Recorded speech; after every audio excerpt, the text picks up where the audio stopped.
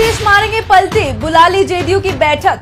India से मिला न्योता। खरगे का दावा, ज्यादा दिन नहीं चलेगी एनडीए की सरकार। बीजेपी से बढ़ती जा रही है नीतीश कुमार की दूरी।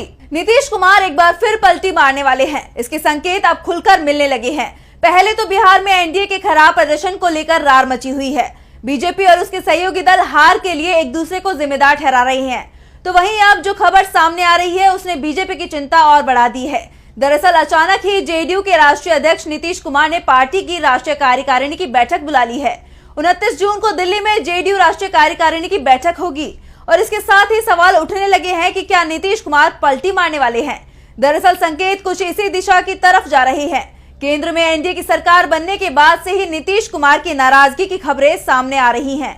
दावा किया जा रहा है कि जिस तरह से जेडीयू कोटे से सिर्फ 2 मंत्री मोदी सरकार में बनाए गए हैं और जो मंत्रालय मांगे गए थे वो भी नहीं दिए गए हैं, उससे नीतीश कुमार नाराज हैं और उन्होंने चुप्पी साध रखी है।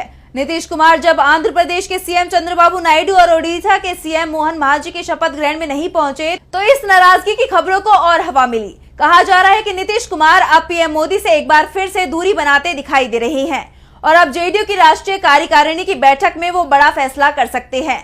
जेडीयू की पिछली राष्ट्रीय कार्यकारिणी की बैठक ठीक 6 महीने पहले 29 दिसंबर 2023 को दिल्ली में हुई थी। उस समय जेडीयू इंडिया गठबंधन का हिस्सा थी। जेडीयू के राष्ट्रीय अध्यक्ष लल्लन सिंह थे, लेकिन 29 दिसंबर की बैठक में जेडीयू में बड़ा बदलाव हुआ था। लल्लन सिंह ने अध्यक्ष पद से इस्तीफा दे दिया था। उनकी जगह नीतीश कुमार पार्टी के अध्यक्ष बन गए और इस घटना के 1 महीने के अंदर जेडीयू इंडिया गठबंधन से अलग हो गया और एनडीए में शामिल हो गया। एनडीए के साथ मिलकर बिहार में सरकार बना ली और अब एक बार फिर जेडीयू की राष्ट्रीय कार्यकारिणी की बैठक हो रही है। बीजेपी से नाराजगी के बीच जेडीयू की ये बैठक बड़े संकेत दे रही है।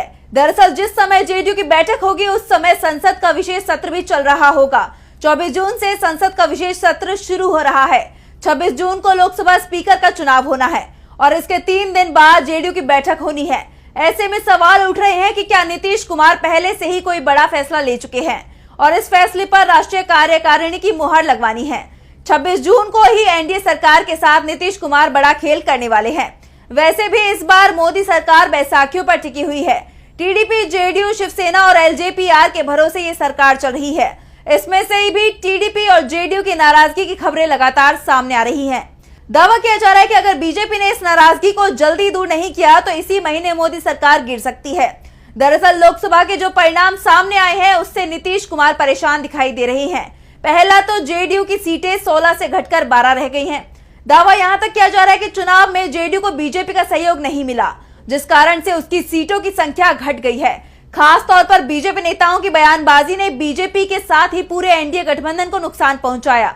यानी नीतीश कुमार की नाराजगी के कई कारण दिखाई दे रहे हैं और वो धीरे धीरे कर बीजेपी से दूर जा रहे हैं।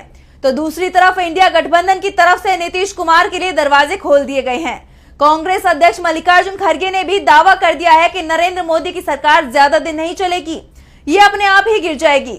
वैसे भी मोदी को इस बार बहुमत नहीं मिला है।